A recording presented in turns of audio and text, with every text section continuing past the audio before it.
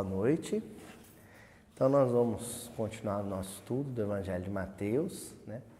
Retomando o mesmo versículo, porém avançando no entendimento dele.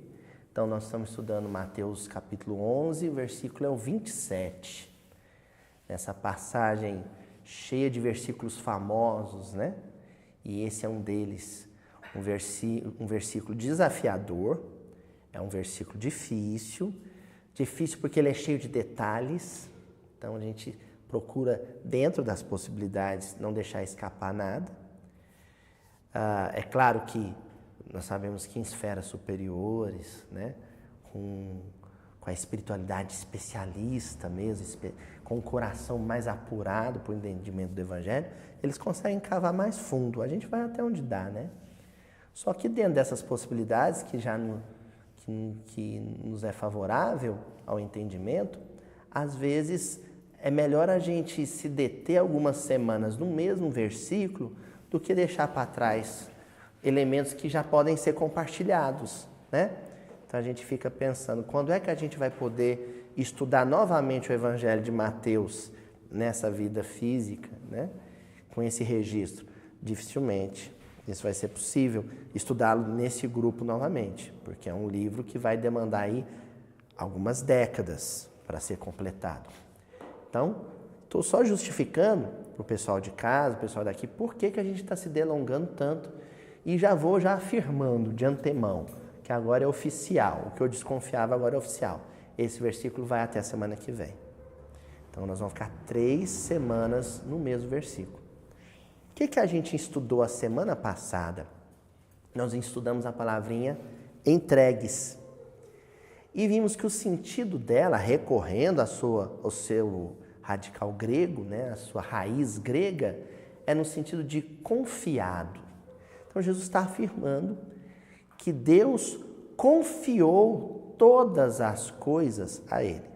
O que foi explorado em torno disso? Primeiro, que foram todas as coisas, não algumas coisas. E isso foi importantíssimo a gente destacar.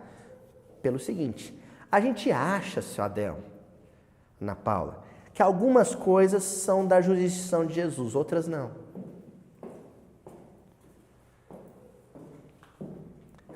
Isso aqui é assunto para Jesus resolver, isso aqui não. Isso aqui é comigo. Ou isso aqui é com o presidente, ou isso aqui é com o meu patrão, ou isso aqui é com o meu marido, ou isso aqui é com a minha esposa, ou isso aqui é com o médico que resolve isso aqui não é com... Não, é o engenheiro. Quem vai fazer isso aqui é o engenheiro. E por aí vai, o professor. E que não é assunto de Jesus. Todas as coisas todas as coisas. Tanto em grego quanto na tradução, em língua portuguesa, a expressão é essa, todas as coisas. E aí nós até dissemos semana passada quais são essas coisas. O céu e a terra. Tudo que diz respeito à essência espiritual da vida, ao ser imortal, e tudo que diz respeito ao cosmos, à criação divina, os planetas, os orbes, os continentes, os mares, as florestas, as montanhas, os animais, né? Os vegetais, os corpos todos. Tudo é assunto de Jesus. E ele não foi um mero co-criador. Jesus é o co-criador, em plano menor, porque a criação absoluta é de Deus, mas ele tem os seus prepostos, os seus cristos. Jesus criou a nossa casa planetária, ele criou o nosso uniforme de trabalho. Mas ele também é o nosso educador, por excelência. Ele é o nosso grande educador por excelência. Tudo mais está a serviço dele. A gente dedicou uma reunião inteira semana passada, e não poderia ser diferente, para falar da figura do Cristo. Nós estudamos muito nas casas espíritas, todas as coisas. Todas as casas espíritas se dedicam ao estudo de todas as coisas. Que coisas? Os espíritas, nossa família espírita, né, a nossa grande família espírita, se dedica ao estudo dos mecanismos das leis naturais que nos dizem respeito, ou seja, as coisas da Terra. Nós estudamos fenômeno mediúnico, a gente estuda fluido, a gente estuda colônia espiritual, a gente estuda mesa girante, a gente estuda psicofonia, não é? Isso é Terra, gente. Isso é Terra. Fluido, energia, leis quânticas, isso é Terra. E estudamos também as leis kármicas, as leis da dinâmica evolutiva. Estudamos o céu também, bastante na casa espírita. Mas, às vezes, em função desse entusiasmo com as coisas, nós negligenciamos ou não tratamos com a devida reverência o cuidador de todas as coisas, a quem todas essas coisas foram confiadas, que é nosso Senhor Jesus Cristo. Então, esse fenômeno dos núcleos de estudo e pesquisa do Evangelho, os NEPs, né? Esse estímulo, essa dedicação, esse comprometimento de muitas federativas, da Federação Espírita Brasileira, com o estudo da figura de Jesus, da literatura que nos descreve Jesus, que nos apresenta Jesus, que é a literatura sagrada. Esse esforço nosso por tornar mais conhecido e mais compreendido a literatura de Emmanuel, que é o grande teólogo da doutrina espírita, pelo menos a doutrina espírita no século XX, já através da mediunidade do Chico, é Emmanuel. Então isso tudo é para que a gente reverencie o cuidador de todas as coisas, o zelador de todas as coisas no orbe terrestre, que é o nosso Cristo planetário, que é nosso Senhor Jesus Cristo. Jesus, filho de Maria e José. Tá? Só para a gente justificar por que a gente dedicou um estudo inteiro a isso na semana passada. E hoje o que nós vamos fazer? Hoje nós vamos, se a gente estava assim, nesse nível, nós vamos agora aprofundar um pouco mais. Né? Mandar um abraço para a dona Noeli Branco, lá de Curitiba, que ela falou assim: Luísio, eu gosto quando você vai assim, no nível SOD, que os rabinos chamam, né? Que é um nível mais profundo. Então, hoje, nós vamos falar de uma coisa muito, muito, muito profunda. Nós vamos ter que concentrar bastante. Sabe por quê? Como nós vamos estudar esse versículo aqui avançando, nós vamos ver duas palavrinhas que tratam da relação de Jesus com Deus. A semana passada, nós vimos a relação de Jesus conosco. A relação de Jesus com o orbe, com o planeta, a relação de Jesus com os habitantes encarnados do planeta, com a espiritualidade matriculada na escola planetária, a relação de Jesus com a criatura humana, com seus irmãos mais jovens. Hoje nós vamos tratar da relação de Jesus com Deus. E isso é um assunto que, sabe, a gente toma um fôlego, abana o corpo, faz uma oração sentida, igual que a gente fez para abrir o trabalho, e pede para os benfeitores tomarem conta da reunião, do registro, porque a gente faz isso com muita reverência, com muito respeito. Tratar da relação de um Cristo com o Pai. É um negócio de uma importância que a gente caminha nesse terreno com muito cuidado, pisando com muito zelo, muito respeito. E vamos até onde a gente dá conta. Até onde for possível, tá bom? Lembrando o versículo, então, que a Ju vai colocar aqui, e nós vamos já de cara destacar quais são as palavrinhas que nós vamos analisar hoje. Todas as coisas me foram entregues por meu Pai. Vimos isso a semana passada. E ninguém conhece o Filho senão o Pai.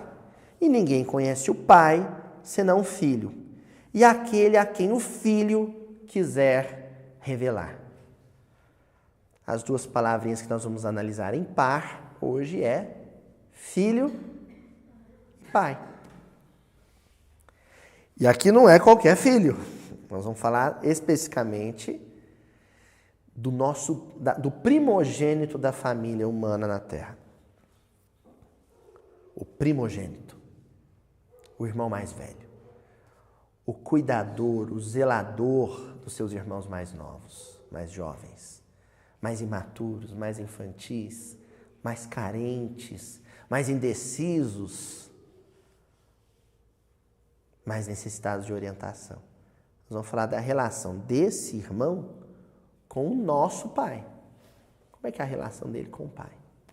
É o que nós vamos tratar hoje, tá bom? Então as palavrinhas são filho e pai. Bom, só que nós temos que pensar isso primeiro no seu contexto. Gente, um texto sempre deve ser pensado no seu contexto. Por que que às vezes aqui na reunião a gente faz questão de recorrer ao hebraico, ao grego, mesmo não dominando esses idiomas, contando com a ajuda dos amigos, né, que nos assessoram, os encarnados e os desencarnados. Mas a gente se aventura a conhecer um pouco o grego, o hebraico, conhecer um pouquinho a geografia da região, os costumes, os valores, as crenças da época. Por quê? Porque as coisas que Jesus disse fisicamente foram ditas no século I, mais ou menos há 2000 anos atrás.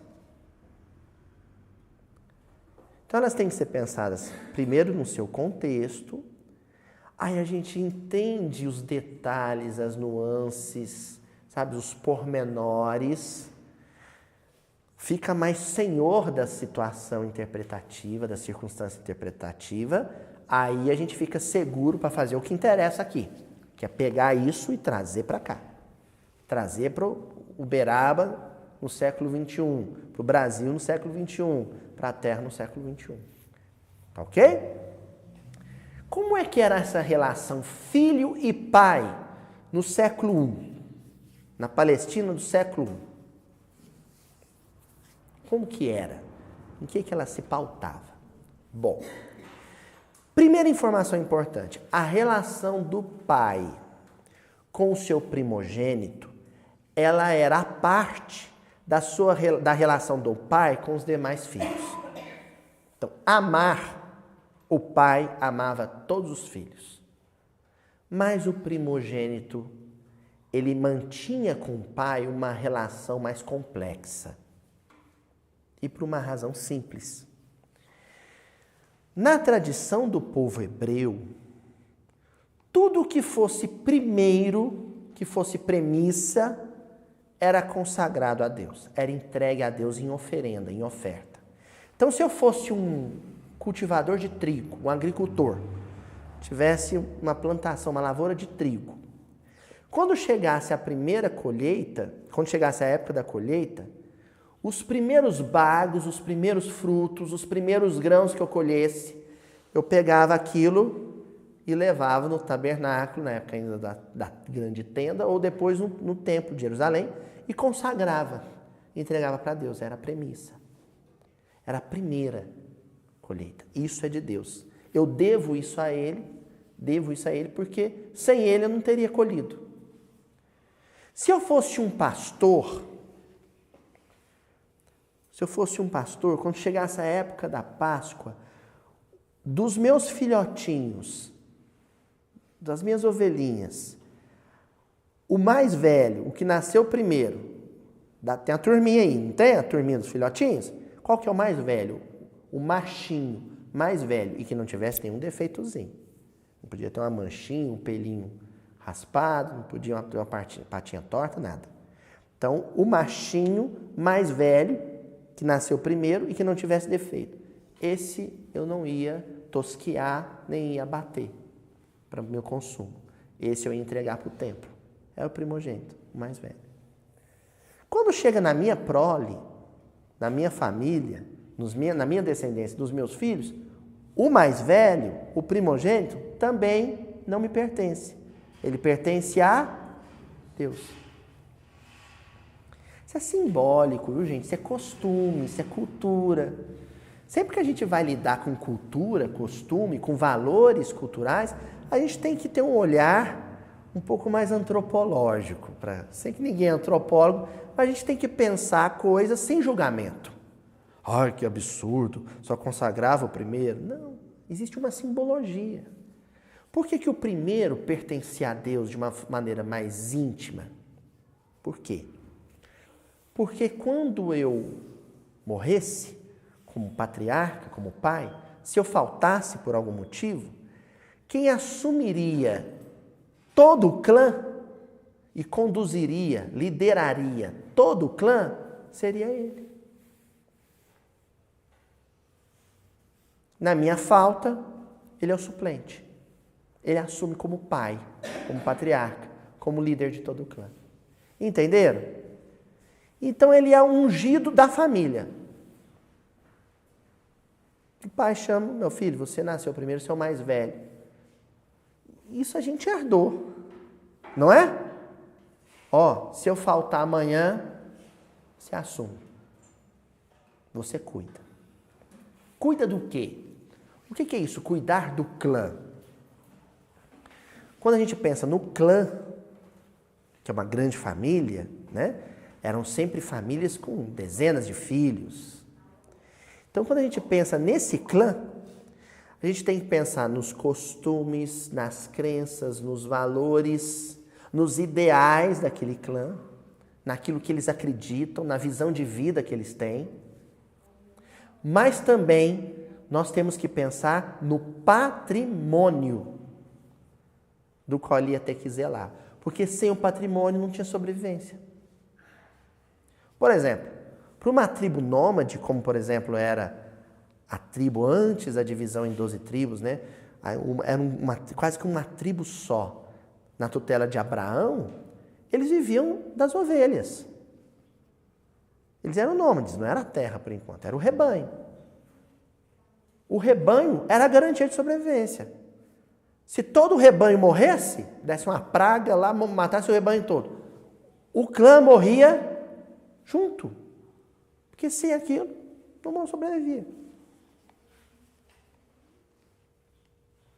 Tipo assim, senhor Adelmo, o rebanho, ou para o agricultor, a fazenda, era o que fosse a Copare. O senhor entendeu? Se fechar a Copare, todo mundo passa dificuldade. Entendeu? Então, era a garantia de sobrevivência. É natural que, quando eu me ausentar, o meu filho mais velho, pensar na mentalidade da época, o meu filho mais velho, o meu primogênito, assuma o controle desse patrimônio. Ai, Aloysio, como é que é isso?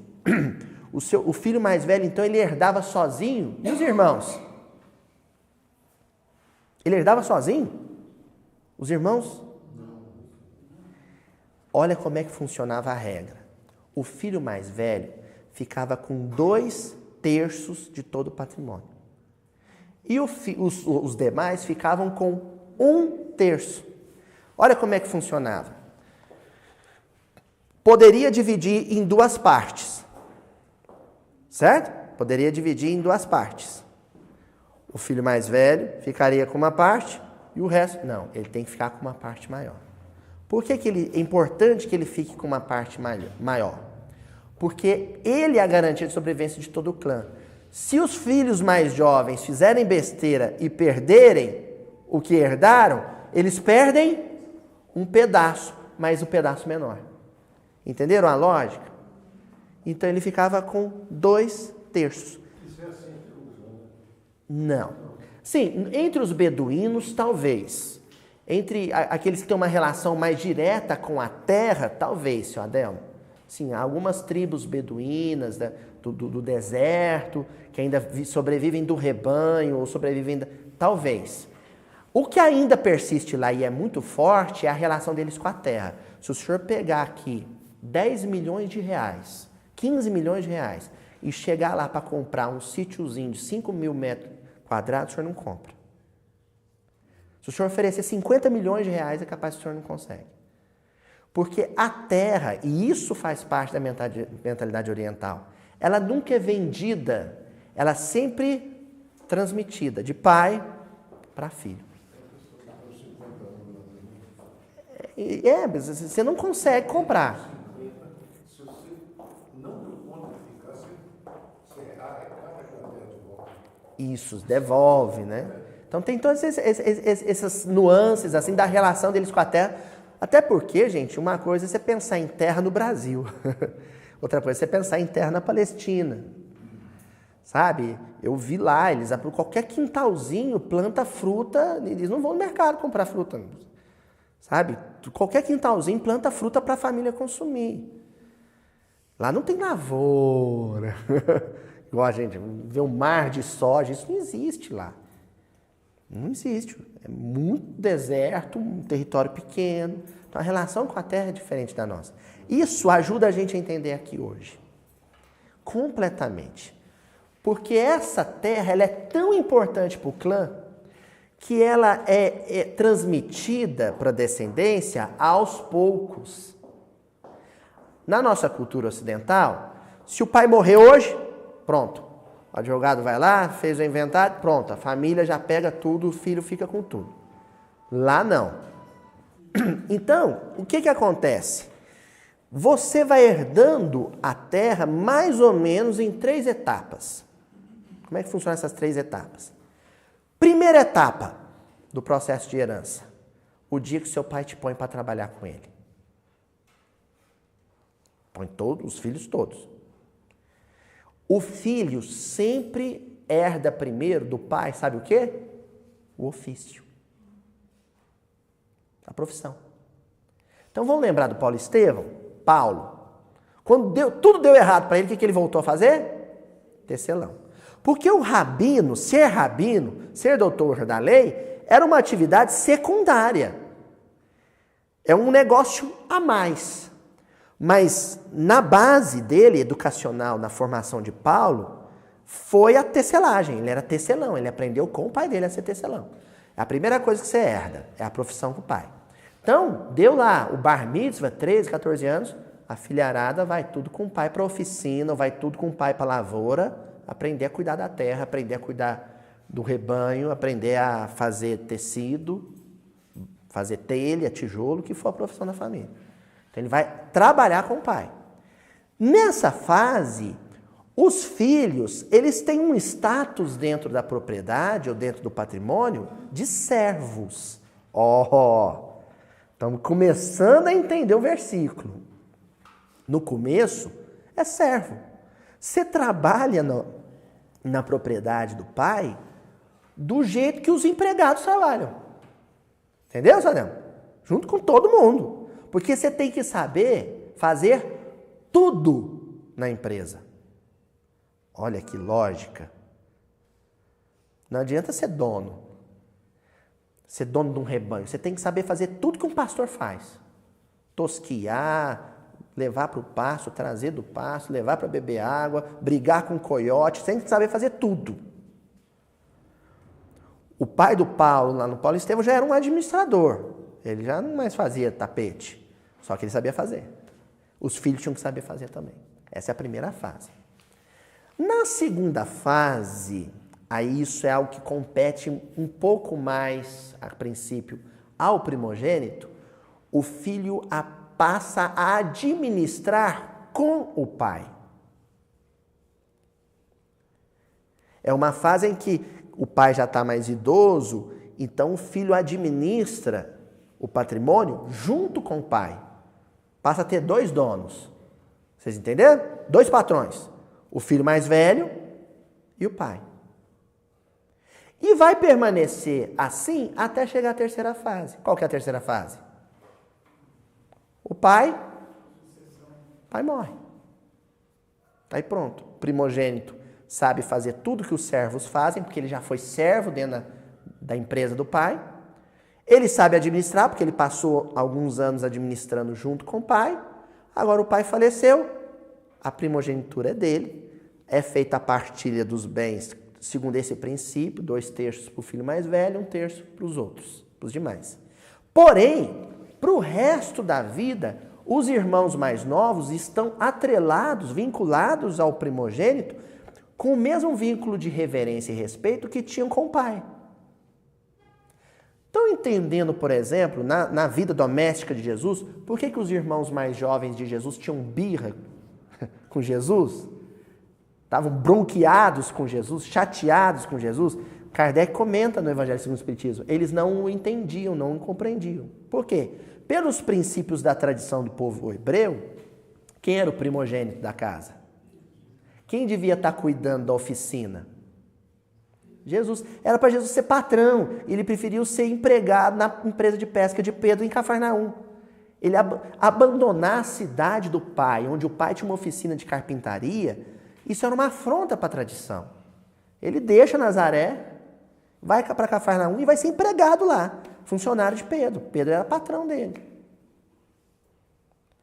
Tá claro isso até aqui? Ele foi ser pescador e era para ele ter seguido a profissão de quem? Agora, vale lembrar aqui também que ele não fugiu de Nazaré simplesmente, ele foi expulso de Nazaré, né? A comunidade hebraica de Nazaré queria pegar Jesus, levar para o precipício. Eu conheci esse precipício, eu fui lá e queria tacar ele lá de cima. Não tiveram força moral para fazer um negócio desse. O Senhor Jesus saiu de Nazaré porque não queriam ele lá. Também ele provocou, né? Ele foi num sábado na sinagoga, leu o texto de Isaías profetizando a vinda do Messias e falou: ei, o Messias aqui sou eu. É o único que podia falar, eu sou Messias, né? Ele não perdeu a oportunidade, apresentou-se como Messias, né? Mas entendemos aí como é que é essa relação pai e filho no Oriente Médio? O primogênito, ele tem essa ascendência sobre os demais irmãos. E tem um período desse processo de herdade, né, de transferência do patrimônio da empresa, tem uma fase ali em que ele é servo. Ele não é filho, herdeiro. Ele é servo junto com todo mundo. Tá certo? Bom, o que vai acontecer no cristianismo? Jesus vai utilizar essa estrutura de relação entre pais e filhos, na transmissão da herança, como uma preciosa metáfora para que nós entendêssemos a relação nossa com Jesus e a relação de Jesus com Deus. Porque Jesus, ele é o primogênito. Ele detém a primogenitura do orbe terrestre. Ele herdou. Essa comunidade planetária, essa casa planetária, essa escola planetária e toda a infância espiritual que aqui foi matriculada como estudante, como aluno, ele herdou. Do mesmo modo que um filho primogênito herdava o patrimônio do pai, mas também herdava do pai o quê? A responsabilidade sobre os irmãos. Meus irmãos agora eu vou cuidar como se fossem meus filhos. Entenderam? Até aí está claro? Jesus toma essa metáfora.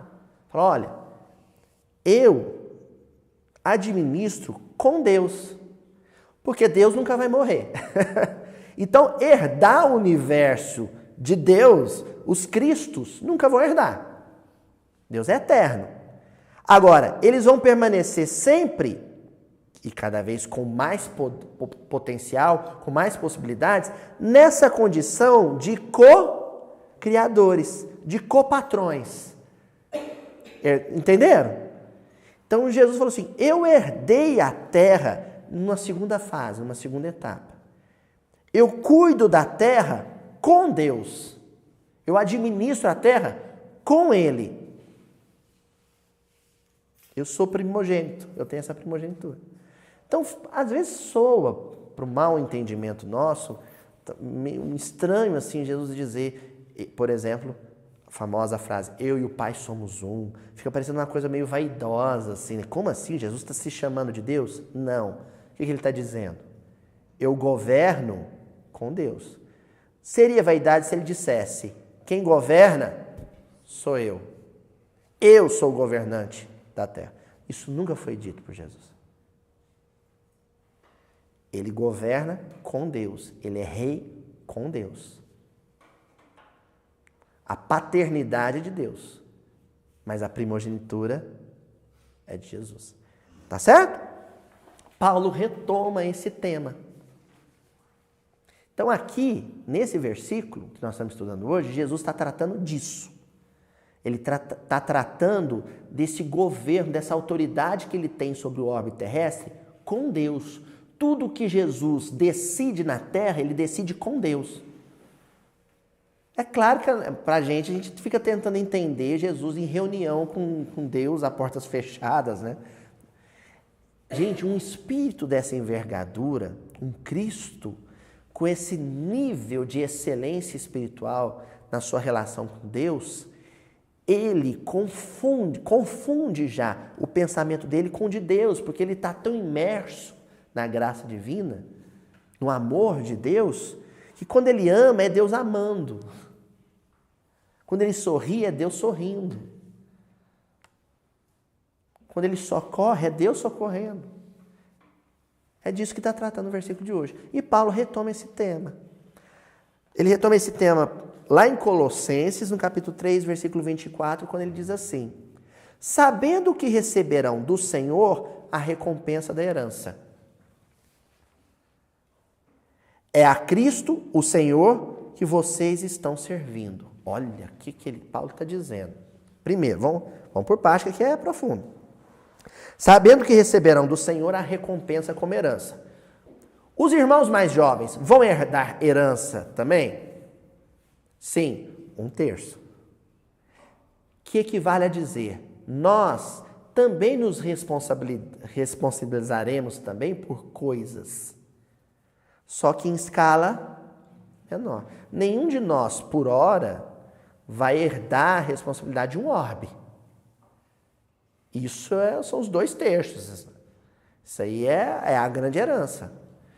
Mas alguns espíritos vão herdar sob a tutela do irmão mais velho, sendo servo do irmão mais velho, uma responsabilidade dentro da propriedade. Por exemplo, um país,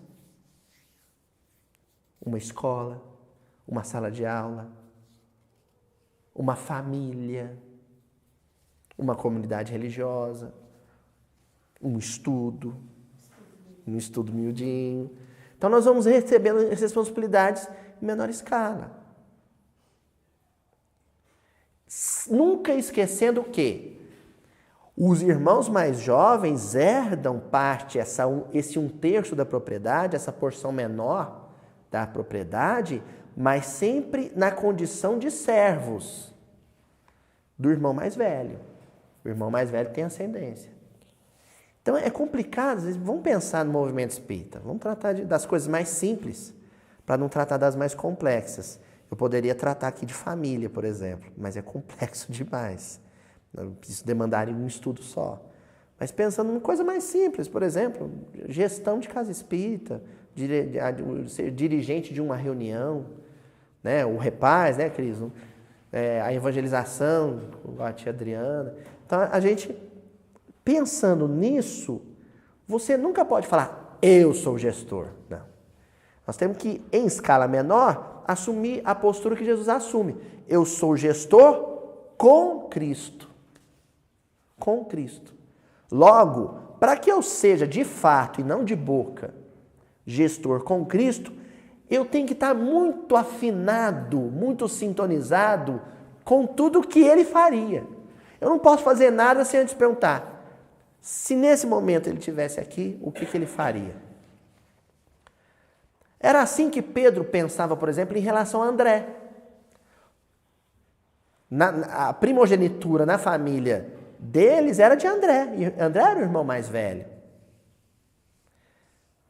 Então, nessa relação, Pedro sempre pensava, aqui é responsabilidade minha. Esse barco da nossa empresa é responsabilidade minha. Aqui, o que meu irmão faria? E o irmão mais velho, pensa como? O que o meu pai faria? Entenderam? Se a gente tomar isso como formulazinha de sucesso, gente, todo quinhão que nos é dado como 1/3 parte da herança, uma casa, um grupo espírita, uma empresa, a gente pensar, como Jesus lidaria com essa situação, problema. Seu Adelmo tem um problema com um funcionário lá na empresa, seu Adelmo. Não agir por impulso, porque quando a gente age por impulso, quem é que está agindo? a gente. É você olhar para o problema, respirar, falar assim, bom, o problema já aconteceu. O problema já aconteceu. Então agora ele pode esperar. Não poderia esperar se fosse para evitar o problema. Mas já que aconteceu, então espera eu fazer uma prece. E na oração a gente perguntar, Senhor, se o Senhor estivesse aqui na empresa, na função de gestor, e se deparasse com esse problema, como é que o Senhor lidaria? Como é que o Senhor lidaria com esse problema? Um funcionário chegou para trabalhar alcoolizado. Como é que Jesus lidaria com a situação? Bom, ele não permitiria que ele operasse máquina alcoolizado, porque senão ele ia pôr em risco a vida de outros. Mas ele também não escorraçaria, não humilharia, não maltrataria esse funcionário em queda moral. É assim que Jesus faria. Pode até ser que o meu impulso seja o de não fazer o que Jesus faria. Minha vontade é dar uns cascudo. Mas eu tenho que me esforçar para agir com Jesus. Aí é o que Jesus faria. Vai, não peques mais. Não é isso? Aí Paulo pega e acrescenta. Porque vocês podem estar certos disto. Nenhum indigno, ou impuro, ou ganancioso, que é idólatra. Aí Paulo acrescenta a questão da idolatria. E aqui no miudinho eu não sei nem quantos episódios mais nós falamos de idolatria. E Paulo está falando de idolatria. Tem herança no reino de Cristo e de Deus. Que coisa genial que Paulo está dizendo. Olha, lembra um negócio. Se for idólatra, certamente vai ser indigno, imoral, ambicioso, ganancioso. E se for assim, não vai poder administrar com Cristo. E, consequentemente, também não administrará com Deus. Aquilo que te foi, ao estudo da semana passada, confiado. E Paulo encerra dizendo, o reino de Cristo e de Deus. Paulo está colocando em pé de igualdade Cristo com Deus? Não, ele está falando da lei da herança, das tradições em torno da hereditariedade na Antiguidade Oriental. Ele está falando, é reino de Cristo e Deus, porque Cristo governa com Deus. Nós estamos falando aqui de comunhão. Quer ver? No livro Consolador, na questão 288, livro do Emmanuel, Psicografia do Chico, os companheiros de Pedro Leopoldo perguntam o seguinte para Emmanuel. Meu pai e eu somos um. Poderemos receber mais algum esclarecimento sobre essa afirmativa do Cristo? Então eles estão falando de João, capítulo, se não me engano, e eu acabei não anotando aqui. Mas acho que é João 10:30. Jesus fala, eu e meu pai somos um. Aí o pessoal de Pedro Leopoldo falou para o Emmanuel assim, talvez o Chico, falou, dá para comentar alguma coisinha em torno disso? A gente desconfia do que se trate, mas dá para você acrescentar alguma coisa? O Emmanuel faz isso, gente, em 2 linhas e meia. 2 linhas e meia, aqui, né? Pelo menos nessa configuração, nessa formatação aqui. A afirmativa evidenciava a sua perfeita identidade com Deus. Na direção, gestão, administração, na direção de todos os processos atinentes à marcha evolutiva do planeta Terra. Identidade com Deus. Eu tinha uma mania, acho que não tem mais não, ou tenho e não percebi, de cruzar as pernas quando eu estou ansioso e ficar chacoalhando o pé. É uma coisa irritante. Quando eu estiver ansioso, gente, vocês não fiquem por perto, porque eu fico com a perna cruzada assim. Tem gente que rói unha, né? Tem gente que coça o cabelo. Eu tinha essa mania. Era engraçado, porque se coincidia de estar ansioso eu e meu pai, e nós estivéssemos sentados no mesmo banco, tal qual estão as irmãs aqui, certamente vocês iam assistir eu e meu pai cruzarmos a perna para o mesmo lado e balançar o pé no mesmo compasso. Idêntico. Idêntico.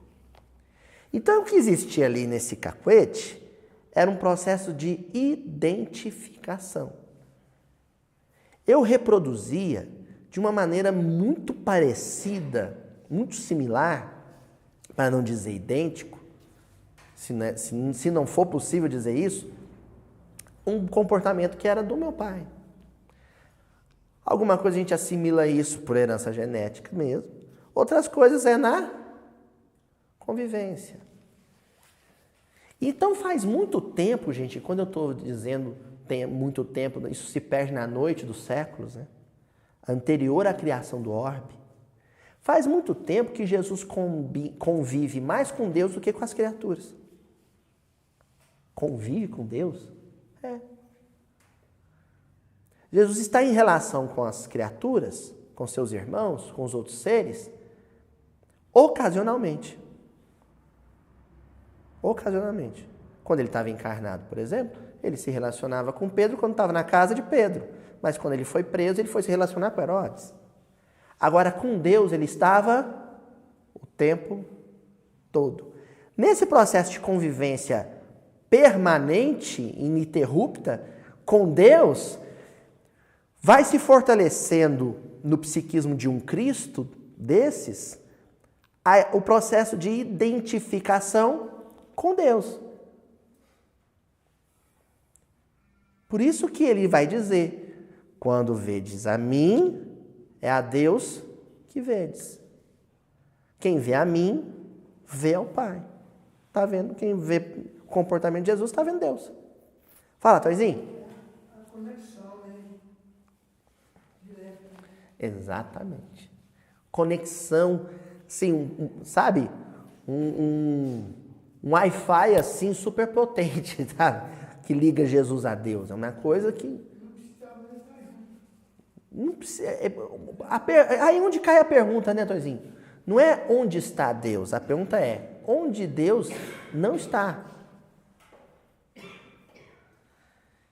Se Deus está em todo lugar, Ele é onipresente, onde Jesus se encontre, Ele está em sintonia. O que faz essa sintonia tão grande, tão forte, tão poderosa? Identificação. Tudo que Jesus faz se parece com o que Deus faria, ou com o que Deus faz. Onde é que entra a nossa função nessa história? Se a nossa relação com Deus, ela passa por Jesus, por conta da primogenitura, quem que é o meu paradigma, o meu modelo, o meu referencial? Com quem eu tenho que buscar me identificar? Quem? Jesus. Eu sou o caminho, a verdade e a vida. É Jesus. Porque nós ainda não temos sensibilidade para ter uma relação direta com Deus. Temos. Nós não temos poder psíquico para isso ainda. Não temos maturidade. Poder, não sei se é o termo, não. Nós não temos maturidade psíquica para uma relação direta com Deus, tal qual Jesus a tem. Então, nossa relação com Deus, com o Pai, se passa pelo primogênito.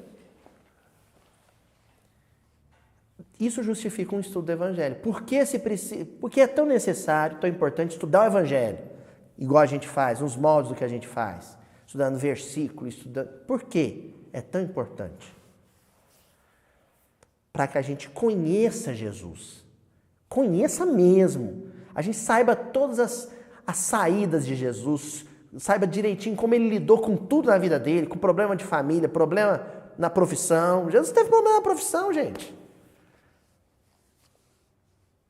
Jesus estava no barco, falou para Pedro, joga sua rede para a direita. Pedro jogou a rede, veio cheia demais, rasgou a rede, os peixes caíram, e agora? A gente olha assim, foi bonito, a cena é simbólica, mas do ponto de vista prático foi um problema profissional que surgiu ali para resolver. Jesus tinha que resolver aquilo junto com os companheiros, ele pescava junto. Pescava junto. É que o pessoal lembra da tempestade acalmada, que a gente comentou semana passada, imagina que toda vez que Jesus entrava no barco, ele deitava e dormia. Ele puxava a rede, ele limpava a rede, ele limpava peixe, como todo mundo. É que como a pesca começava às 3, 4 horas da manhã e ia até amanhecer o dia, eles tinham turnos, então alguns dormiam enquanto outros vigiavam. Entendeu? Depois Jesus acordava, os outros dormiam. Com certeza, na hora que começou a tempestade, era o turno de Jesus descansar. Pedro, que estava no turno de vigília, ainda foi lá acordar o companheiro. Você que é, por coincidência, é meu funcionário governador do orbe, faz alguma coisa aí, né? Senão você está demitido. Como é que é, Toizinho? Ele estava lá pescando peixes, mas ensinando a pesca espiritual. A pesca espiritual, Tonzinho.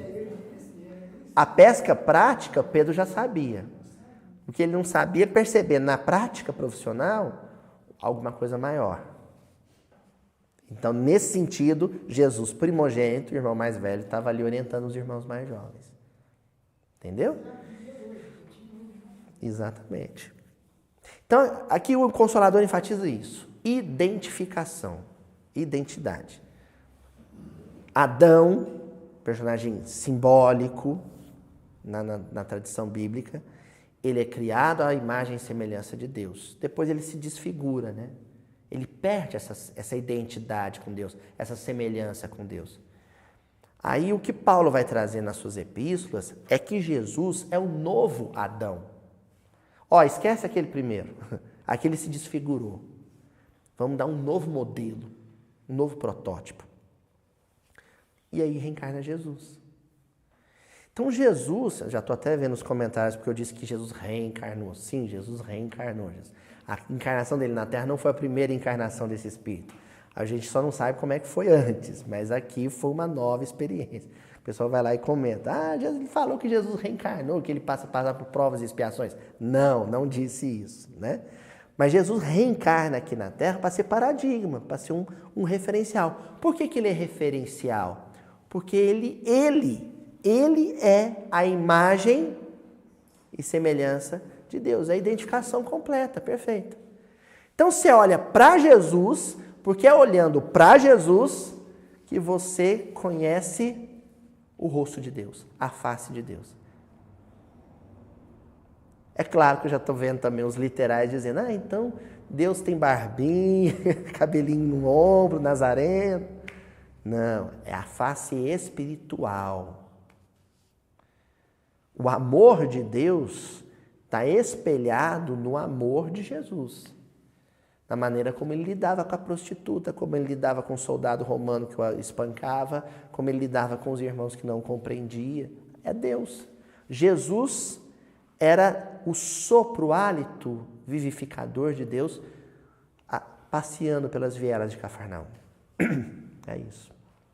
Bom, lá no Evangelho por Emmanuel, né, a coleção organizada pela Federação Espírita Brasileira, no volume 4, que é o de João, tem uma lição que é a 102, intitulada Comungar com Deus.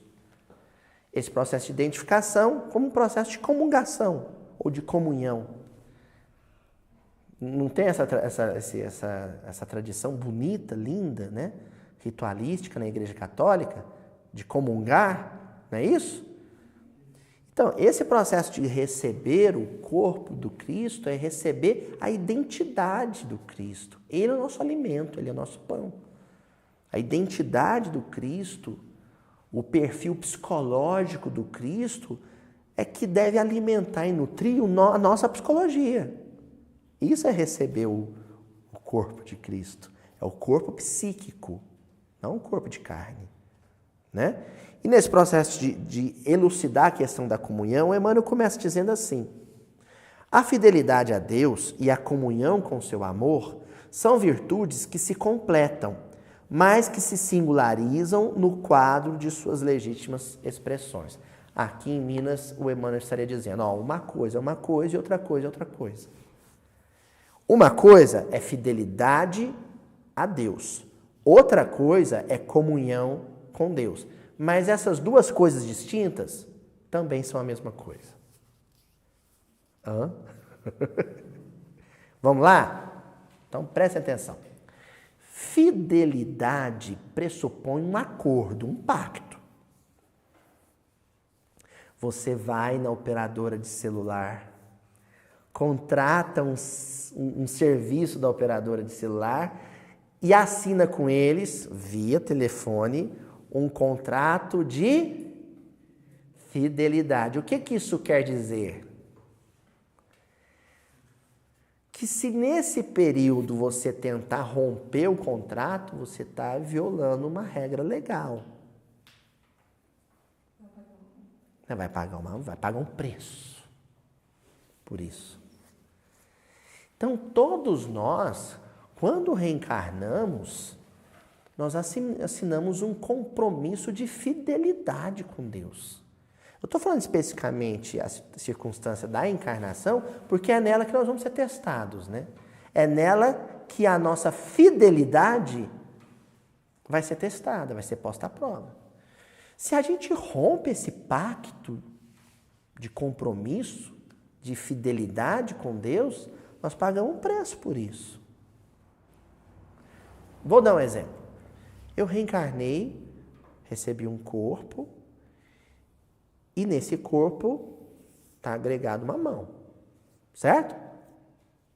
Essa mão me foi dada para produzir, para construir, para acariciar, para edificar, para beneficiar.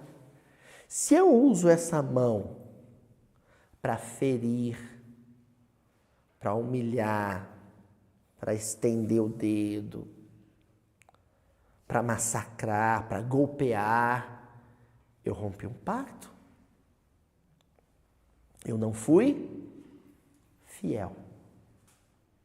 Eu não fui fiel. Porque eu não tenho uma terça parte. Eu não sou, na condição de irmão mais jovem, um herdeiro servo. O meu corpo é um pedaço da herança que me cabe. Eu tenho que cuidar dele e me utilizar dele como se fosse uma ferramenta da propriedade, segundo os paradigmas de como meu irmão usou a dele. Jesus usou as mãos dele como? Para curar e erguer. Se eu uso em desacordo, eu rompi um pacto de fidelidade com Deus que se dá por meio de Jesus, através de Jesus. E se eu não fiz porcaria nenhuma da minha existência? Se eu perdi uma existência física toda?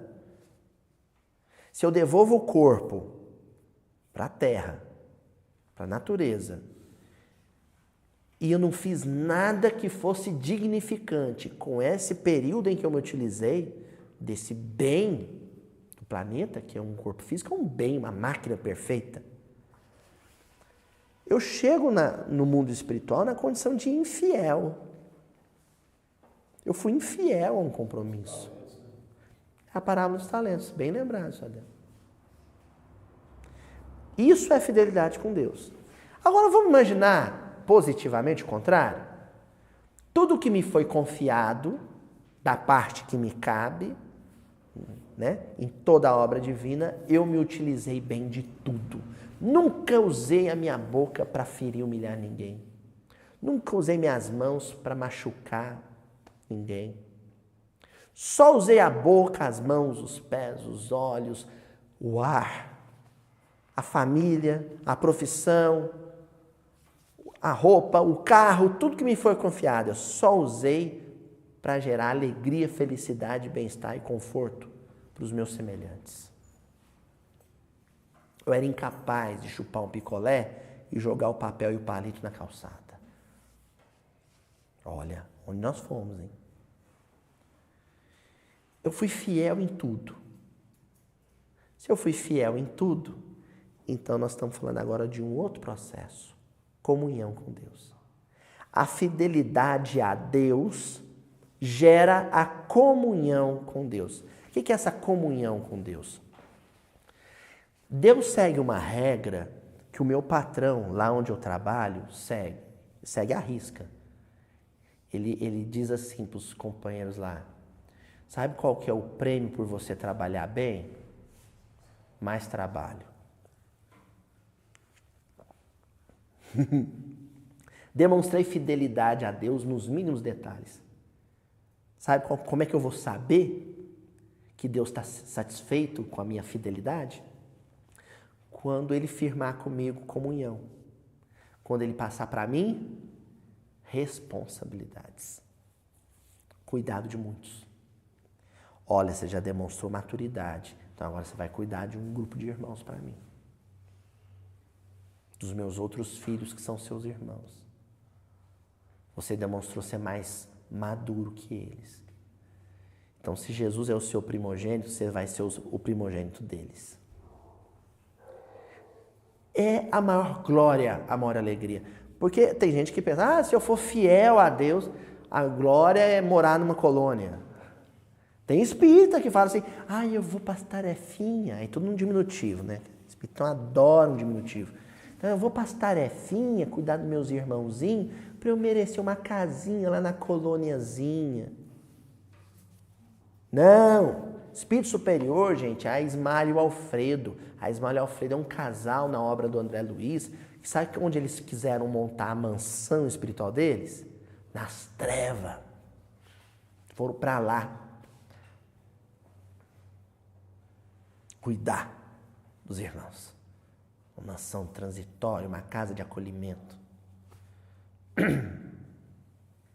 Espíritos superiores, irmã veneranda, não é nem vinculada à terra mais, resolveu morar naquela tapera que é o nosso lar. Porque para um espírito desse, gente, nosso lar só é legal no cinema pra gente. É claro, né? Lá o esgoto não fede, aqui na terra fede. Então, agora, para um espírito nobre da envergadura de veneranda, ficar no nosso lar cuidando dos irmãos, sem hora de descanso, isso aí é Deus, é comunhão máxima com Deus. Ela foi fiel, o que ela recebeu? Mais salário. Sabe por quê? Porque o que Deus faz? Trabalha. Sabe? Se alguém pensa assim, como é que Deus... eu no meu dia hoje... Vamos imaginar, uma coisa meio grosseira assim de imaginar, mas para a gente tentar dar conta do conceito, sabe? Hoje eu acordei de manhã, tomei café, troquei de roupa, escovei os dentes, fui para o serviço, trabalhei, voltei, almocei, voltei para o serviço, trabalhei, fui em casa, tomei banho, vim para o miudinho. Deus não almoçou, não tomou café, não veio para o miudinho. Deus só trabalhou. Então, identidade com Deus, identificação com Deus, comunhão com Deus, é trabalho. Esses espíritos trabalham o tempo inteiro. E nós não estamos falando de trabalho físico. Esses espíritos estão calados, em silêncio, sentados no banco e estão trabalhando. Sustentando, por exemplo, espiritualmente, um trabalho como esse. Sustentando a vida. Que isso, hein?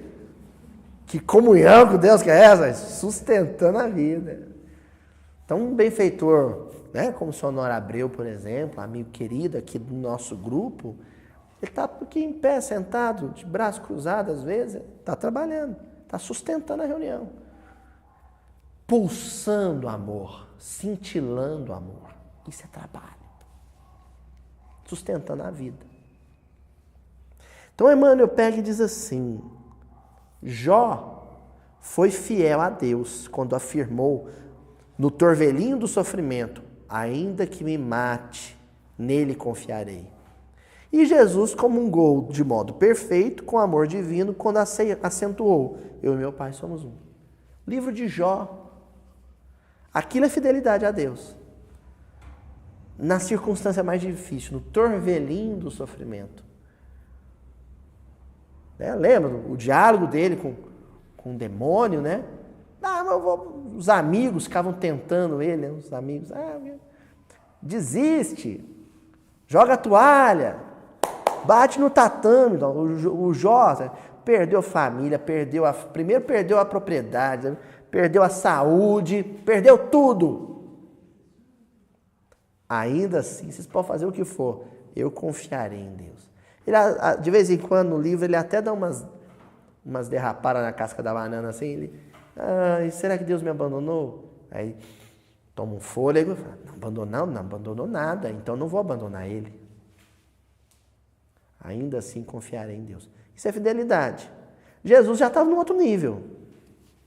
Jesus estava em comunhão plena, porque todos esses processos que o personagem Jó representa, de provas e expiação, Jesus já superou. Continua Emmanuel. A fidelidade precede a comunhão verdadeira com a fonte de toda a sabedoria e misericórdia. As lutas do mundo representam a sagrada oportunidade do homem para que seja perfeitamente fiel ao Criador. Gente, isso é uma equação muito simples. Você quer ter comunhão com Deus? Quer ser anjo? Quer governar orbes como um Cristo um dia? Quer? Primeiro você tem que demonstrar fidelidade a Deus. E não se demonstra fidelidade a Deus tocando harpa e comendo uvinha, dormindo numa nuvem.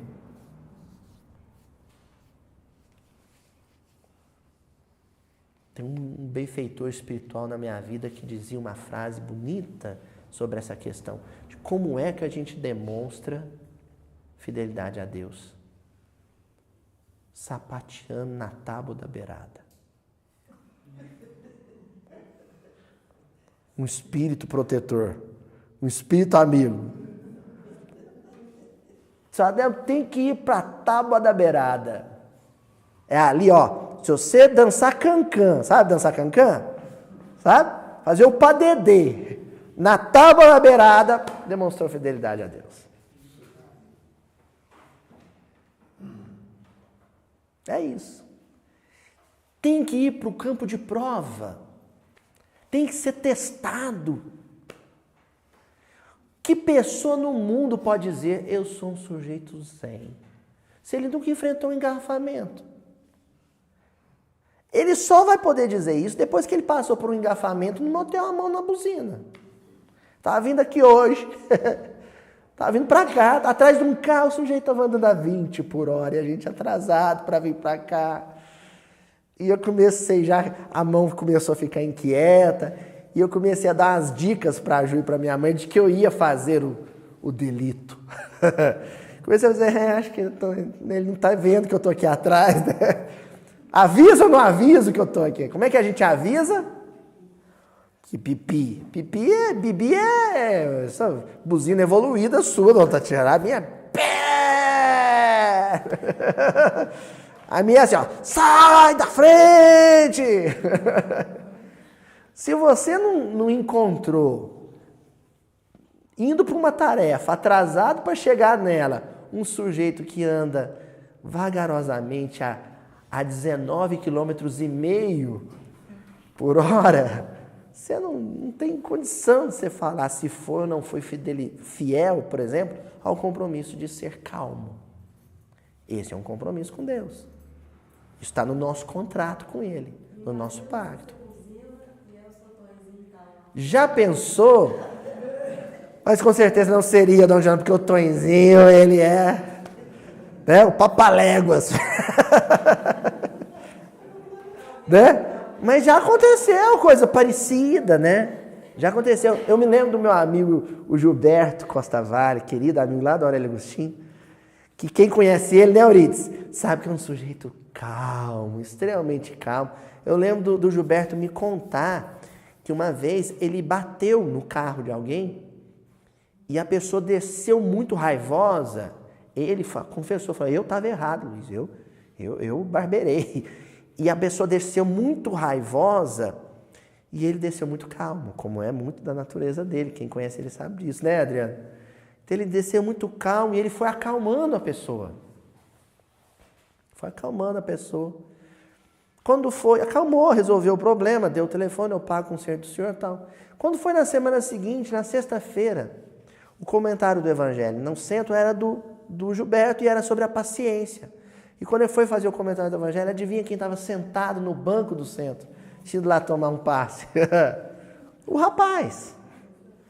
Já pensou que fiasco, que gafe, se de repente o Gilberto tivesse tido uma outra postura? Então a gente não perde por tentar ser fiel a esse compromisso com Deus. Porque a parte que nos foi confiada é muito pequena, gente. É de irmão mais novo, é 1/3 só. Os 2/3, o terço mesmo, quem abraçou foi o primogênito, foi Jesus Cristo. A minha parte é o quê? Não sair no tapa com o cara que arranhou meu carro?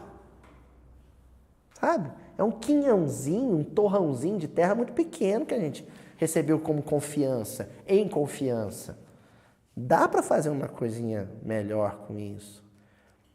Pensa em Jesus que está tendo que separar o povo lá na guerra da Síria. Hein? Pensa em Jesus que está tentando salvar a Amazônia, o Rio São Francisco. Sabe? Resolver esses conflitos, essas situações de tensão, isso é coisa para anjo, para Cristo. Agora, o que me foi confiado é não, sabe, tacar pedra no vizinho que escuta a música alta quando eu quero estudar. Isso daí dá para lidar com a situação. Dá, é possível. É possível, senhor Adelmo? É difícil. Aí, senhor Adelmo, olha aqui, ó. Aos que se mostram leais no pouco, é concedido muito. Aos que se mostram leais no pouco, é concedido muito das grandes tarefas. O pai reparte os talentos. O senhor acabou de falar da parábola. O pai reparte os talentos preciosos de sua dedicação com todas as criaturas. Para uns, ele dá pouco. Para outros, ele dá muito. Na parábola dos talentos, qual que é o sujeito que dá mancada? É justamente aquilo que tinha recebido pouco. É a gente. A gente recebe uma coisinha de nada. Tentaram discutir com a esposa na frente das crianças. Eu tenho tentado com a Ju não discutir com ela na frente do Francisco. O problema é que onde a Ju vai, o Francisco está junto. Então ela está 9 meses de paz comigo, de sossego. Acho que a Ju vai querer um segundo filho rápido, né? Não, de vez em quando, Juju. Só para a gente lembrar dos bons tempos. Então, se a gente não consegue o pouco, como é que a gente vai querer abraçar o muito? Continua Emmanuel. Fidelidade, pois, é compreensão do dever. Comunhão com Deus é aquisição de direitos sagrados. Não há direitos sem deveres. Não há comunhão sem fidelidade. Então nós vamos parar aqui, pausar aqui, com essa mensagem de que comunhão com Deus, condição de anjo, condição de Cristo, já está usufruindo de alguns direitos de primogenitura. Só vai usufruir disso, só vai ser governador no nosso lar, o governador que a gente conheceu na literatura do André Luiz, quem antes disso cumpriu com o seu dever. Quem compreendeu o que era o seu dever. Sem dever, não tem direitos. Sem fidelidade a Deus, não tem herança divina. Tá bom? Semana que vem a gente retoma o mesmo versículo para poder fechar ele. Então, um dia, quando nós tivermos aprendido a acalmar nossas tempestades internas, teremos então condições de acalmar as tempestades externas. Até lá, clamemos por Jesus.